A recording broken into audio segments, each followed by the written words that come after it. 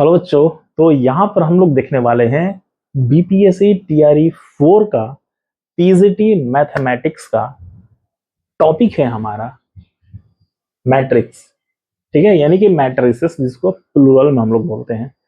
तो जो लोग भी जो है बीपीएससी टीआरई 4 यानी शिक्षक भर्ती तो अब आ चुका है, जैसा कि आप लोग सभी को पता है। तो पीजीटी का जो लोग भी तैयारी कर रहे हैं ना, खास करके मैथमेटिक्स का, उनके लिए वीडियो जो है स्पेशल है। वीडियो अगर अच्छा लगेगा तो इसको लाइक कीजिएगा और चैनल पर न्यू है तो विद्या हब को सब्सक्राइब कीजिएगा। यहाँ पर आपको मिलेगा पीजीटी के लिए कंप्लीट सॉल्यूशन सारे क्वेश्चन का, और खास करके मैथमेटिक्स का। तो देखते हैं कि यहाँ पर मैंने कुछ क्वेश्चन जो है ना, जो कि काफी इंपॉर्टेंट है, क्वेश्चन को ले रखा है और उसको जो है यहाँ पर मैं स्टेप बाय स्टेप आप लोगों को सिखाने वाला हूँ। हाँ, तो देखिए आप लोग क्वेश्चन और कोशिश कीजिए आप लोग वीडियो को पॉज करके क्वेश्चन को सॉल्व करने का, और देखिए कि क्या आपका भी आंसर जो है मेरे आंसर से मैच कर रहा है या फिर नहीं। और कॉन्सेप्ट समझने की हम लोग ना कोशिश करेंगे। ठीक है, देखिए क्वेश्चन है यहाँ पर कि इफ ए मैट्रिक्स है, ये मैट्रिक्स दिया हुआ है, देन ए स्क्वायर जो है ना, ए स्क्वायर पूछ रहा है कि क्या होगा। मैट्रिक्स दिया हुआ है -5 -8 0 3 5 0 1 2 -1। ये एक्चुअली में क्वेश्चन देखिए, यहां से अगर मैं नहीं दिखाऊं, केवल ये वाला यहां से बोलूं, तो आपके दिमाग में ये आएगा ना कि ए स्क्वायर है, बस सिंपल से इसका ए स्क्वायर फाइंड आउट कर देते हैं। और क्लास 12 में तो हमने पढ़ा ही है, लेकिन मैं आपको बताते चलो कि ये क्लास 12 का केवल बेस है। हाँ, बट ये एक्चुअल में ग्रेजुएशन का क्वेश्चन है, बीए पार्ट 1। जो लोग भी पढ़ रहे होंगे उनको समझ में आ रहा होगा कि ये ग्रेजुएशन का। अब देखिए ऑप्शन से आपको अंदाजा लग जाएगा कि नहीं भाई, ये जो क्वेश्चन है ग्रेजुएशन का है, 12 का नहीं है, बस बेस केवल 12 का है। तो आपको ऑप्शन में यही बताना है कि जब आप ए स्क्वायर फाइंड आउट करिएगा तो आइडेम्पोटेंट आएगा, निलपोटेंट आएगा, इनवॉलिटरी आएगा, more than one of the above answer आएगा, या नन ऑफ दिस। देखिए आंसर तो हमने मारा हुआ है कि इनवॉलिटरी आ रहा है, बट क्या होता है इनवॉलिटरी, वो मेन कॉन्सेप्ट है। तो देखने की कोशिश हम लोग यहां पर करते हैं स्टेप बाय स्टेप। देखिए यही हमारा मैट्रिक्स है। रूल ये है इनवॉलिटरी का कि आप ना सबसे पहले फाइंड आउट कर दीजिए ए स्क्वायर। ए स्क्वायर जब आप फाइंड आउट करिएगा और आपको मिल जाएगा जब आइडेंटिटी मैट्रिक्स, ठीक है, तो हम लोग बोल देंगे कि ये इनवॉलिटरी है। तो चलिए फटाफट से ना हम लोग ए स्क्वायर, हालांकि देखिए मैंने यहाँ पर स्टेप बाय स्टेप बहुत ही शॉर्टकट में हमने फाइंड आउट कर दिया है कि 1 इंटू ए निकालना होता है, 2 इंटू ए निकालना होता है, 3 इंटू ए निकालना होता है। और ये देखिए आइडेंटिटी मैट्रिक्स जो है आ गया, हाँ 1 1। फिर भी हम लोग पहले इसका ना वो क्या करते हैं कि ए स्क्वायर फाइंड आउट करते हैं। देखिएगा आप लोग, -5 है, 8 है और 0 है, यहां पर निकालते हैं ताकि स्पेस मिल जाए। -5 3 1 ये है, -8 5 2 0 0 -1। और सेम यही हम लोगों को निकालना है, -5 3 1 -8 5 2 0 0 1। एक ना यहाँ पर मैं आप लोगों को कॉन्सेप्ट बता रहा हूँ, बड़ी आसान है। अगर वो कॉन्सेप्ट समझ जाइएगा ना तो बड़ी इजीली जो है ना मल्टीप्लाई वाला जो है आपसे बन जाएगा। रूल क्या है वो चीज देखिए, हाँ थोड़ा सा समझने की कोशिश कीजिएगा। रूल यही है कि आप लोग ये जानते हैं कि ऐसे नल रहता है, किसी भी दीवार में नल ऐसे निकला हुआ रहता है, और एज्यूम करिएगा बाल्टी का, तो बाल्टी ऐसे रहता है। तो आपको दिमाग में रखना है कि देखिए भाई ये वाला नल है, ये वाला नल है, तो ऐसे ऐसे कितने नल है, 1 नल 2 नल और ये 3 नल। और ये बकेट एज्यूम कर लीजिए क्योंकि ये बकेट है, यानी कि ये बाल्टी है। तो एक नल से एक बाल्टी भरिए, फिर इसी नल से दूसरा बाल्टी भरिए, फिर इसी नल से तीसरा बाल्टी भरिए, और यही कॉन्सेप्ट लेकर के बस आपको आगे बढ़ना है। चलिए बढ़ते हैं हम लोग भी आगे। देखिए -5 इंटू -5 तो प्लस, यानी कि 25 हो जाएगा। अब क्या करेंगे, -8 से 3 में तो -24 हो जाएगा, और ये 0 से 1 में तो ये तो 0 हो जाएगा। बीच में प्लस का सिंबल होता है, लेकिन यहाँ पर माइनस था तो माइनस हमने कर दिया। अब एक बाल्टी हमने भर दिया, अब इसी नल से इसी नल से जो है दूसरा बाल्टी भी हम लोग भरेंगे। तो 5 इंटू 8 करेंगे तो 40। अब 8 इंटू 5 करेंगे तो 8 इंटू 5 करेंगे तो -40 और ये तो 0। चलिए अब दूसरे वाले नल से फिर से तीनों बाल्टी भरते हैं हम लोग। तो ये वाले से यानी कि 3 इंटू 5 तो हो जाएगा -15, 5 इंटू 3 तो +15 और ये 0 इंटू 1 तो 0। चलिए अब इसी से दूसरे वाले को, तो 3 इंटू 8 -24, 5 इंटू 5 तो 25 और 0 इंटू 2 तो 0। अब तीसरे वाले नल से सारे के सारे बाल्टी, 1 इंटू -5 तो -5, 2 इंटू 3 तो 6 और ये 1 इंटू 1 तो -1। ठीक है, देखिए 1 इंटू 5 तो -5, 2 इंटू 3 तो 6, -1 इंटू 1 तो -1। अब दूसरे वाले यानी कि इसको भरेंगे तो 1 इंटू -8, 2 इंटू 5 तो 10, -1 इंटू 2 तो -2। और अब तीसरे वाले को करिएगा तो ये वाला फिर से 1 का आ जाएगा। हाँ चलिए कर देते हैं, 1 इंटू 0, थोड़ा सा बढ़ाना पड़ेगा, 1 इंटू 0 तो 0, प्लस 2 इंटू 0 तो 0, -1 इंटू तो +1। ठीक है, देखिए 25 से ये 24 सब्ट्रैक्ट कर दीजिए, 1 मिलेगा। 40 से 40 तो 0 और यहाँ भी 0, 15 से 15 तो 0, ये 1 और ये 0, यहाँ भी 1 0 0। आपने देखा कि ए स्क्वायर जब आप फाइंड आउट किए तो आइडेंटिटी मैट्रिक्स हुआ, that's why it is known as involutory. ठीक है, तो इसका कॉन्सेप्ट जो है क्लियर हो गया होगा। एक दो और जो ऑप्शन था वो भी देख लीजिए। दूसरा था आइडेम्पटेंट। आइडेम्पटेंट का कहने का मतलब कि ए स्क्वायर फाइंड आउट अगर करते और यही वैल्यू अगर मिल जाता तो इसको हम लोग नाम क्या देते, आइडेम्पटेंट। और तीसरा था नीलपोटेंट। नील से आप याद रखिएगा, नील, नील का मतलब नील बटा सनाट है, यानी कि 0, यानी कि अगर ए का पावर के निकाले, ए का स्क्वायर निकाले, ए का 3 निकाले, ए का 4 निकाले और वैल्यू अगर 0 मैट्रिक्स में आ गया, यानी कि सारा का सारा वैल्यू अगर 0 आ गया तो उसको नाम आप दे दीजिएगा कि ये नीलपोटेंट है। ठीक है, तो पहला क्वेश्चन क्लियर। चलिए आगे की तरफ बढ़ते हैं हम लोग।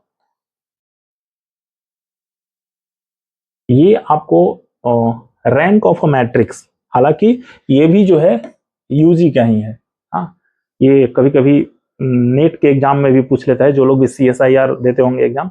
देखिए पीजीटी में 11-12 तो रहता ही रहता है, कुछ क्वेश्चन जो है ग्रेजुएशन का भी डालता है, बीएससी का भी डालता है। हाँ, जो कि CSIR में डायरेक्ट पूछ लेता है, तो ये भी वहीं से क्वेश्चन है। हाँ, रैंक ऑफ मैट्रिक्स आपसे पूछ रहा है, एस्लॉन फॉर्म इज इक्वल टू। हाँ, तो पूछ रहा है कि रैंक ऑफ मैट्रिक्स, बहुत आसान है, बस इतना सा समझ जाइए, यानी कि ग्रेजुएशन का एकदम बेसिक ये क्वेश्चन है, लेकिन जो लोग नहीं पढ़े हैं उनके लिए लगता होगा कि क्या है।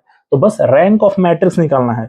Number of non zero rose of the matrix, देखिए कुछ इस तरीके से, नॉन जीरो वाले को हम लोग रैंक ऑफ मैट्रिक्स बोलते हैं। हाँ, कहने का मतलब मान लीजिए कि ये 0 0 0 और ये 1 2 3, ये 0 0 0, तो इसमें नॉन जीरो रो कितना है, तो नॉन जीरो यही ना है जी।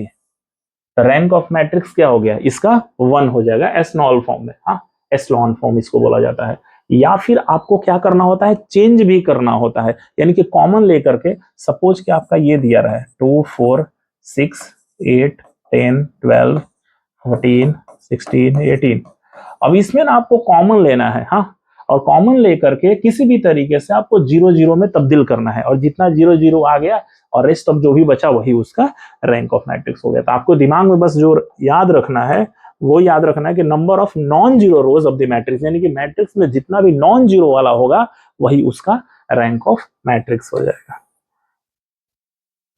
देखिए लिखा हुआ है कि व्हेन अ मैट्रिक्स रिड्यूस जब आपने किया to the row echelon form, it rank equal to the number of non zero row in that form, यानी कि आपने रिड्यूस किया कॉमन वगैरह लेकर के और जो भी बचा वही उसका रैंक हो गया।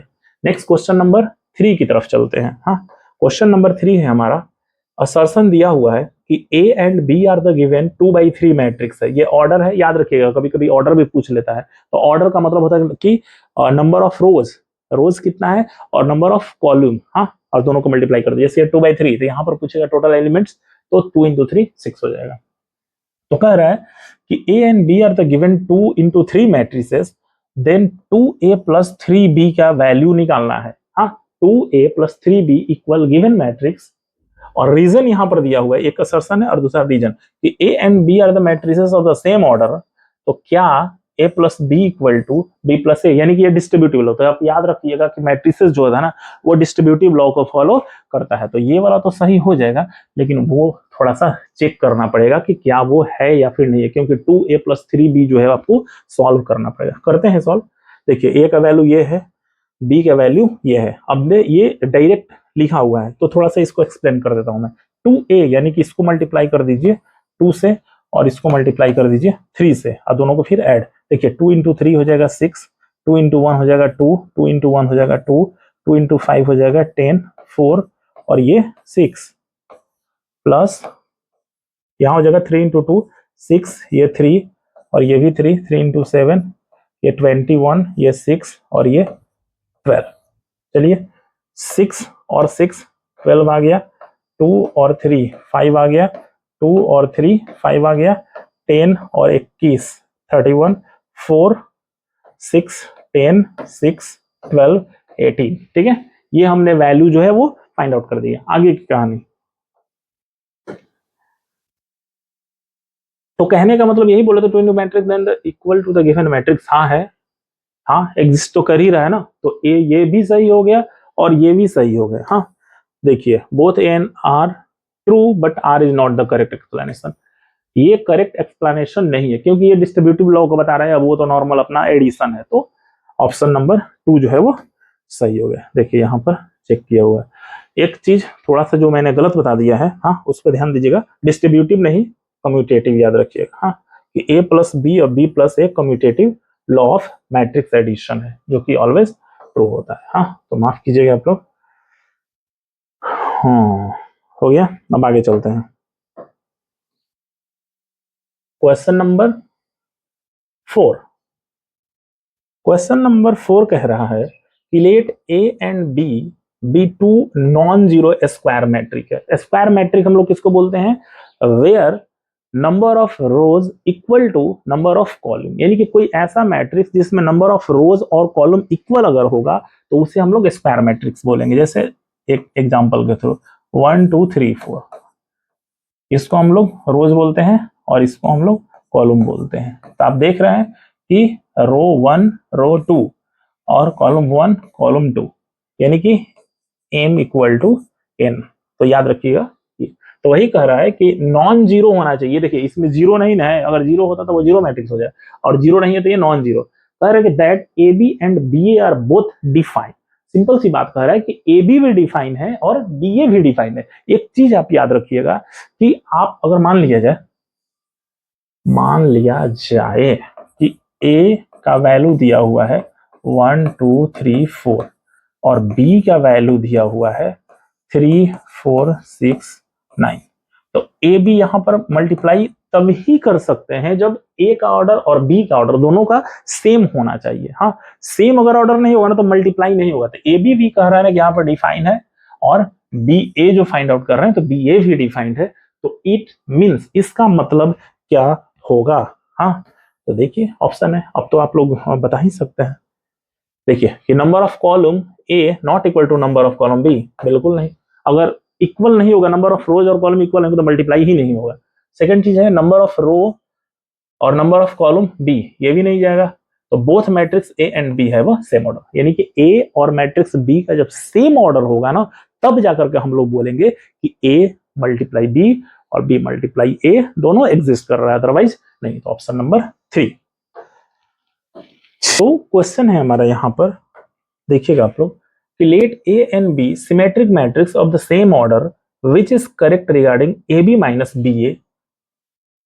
कह रहा है कि ए और बी सिमेट्रिक मैट्रिक्स है। सिमेट्रिक मैट्रिक्स किसको बोलते हैं, when A transpose equal to A ठीक है, तो इसको हम लोग बोलते हैं सिमेट्रिक।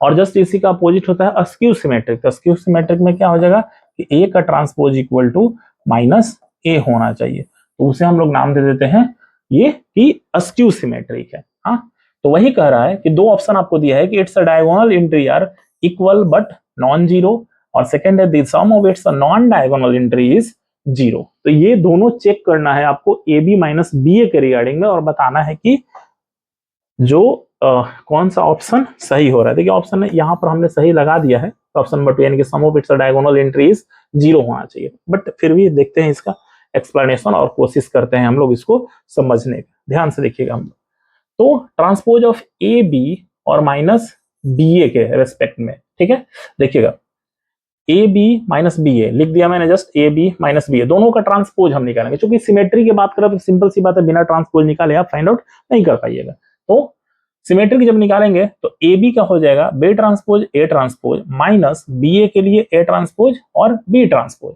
अब बी ट्रांसपोज निकालिएगा, ध्यान दीजिएगा ए का ट्रांसपोज जब निकालिएगा तो ए, और जब बी का ट्रांसपोज या तो टी लिख दीजिए नहीं तो ऐसे डैश दीजिए, तो ये बी। तो हमने क्या किया है, बी का ट्रांसपोज बी, ए का ट्रांसपोज ए का ट्रांसपोज ए, बी का ट्रांसपोज बी। ठीक है, कॉन्सेप्ट हमने ये यूज किया जो यहाँ पर हमने लिखा है। हाँ, अब आगे देखिएगा, तो यहां पर हमारे पास वैल्यू हो गया ए बी माइनस बी ए का ट्रांसपोज। और सिंपल सी बात है, ये माइनस आगे देखिए, दोनों का माइनस बाहर ले लिए, ए बी तो यहां लिख दिया और ये बी ए तो यहां लिख दिया, दोनों को माइनस। कहने का मतलब कि ए बी माइनस बी ए जो है वो अस्क्यू सिमेट्रिक। हमने क्या बताया था कि ए का ट्रांसपोज अगर निकालिएगा और ये माइनस ए के साथ आ जाएगा तो उसको हम लोग अस्क्यू सिमेट्रिक का नाम देंगे।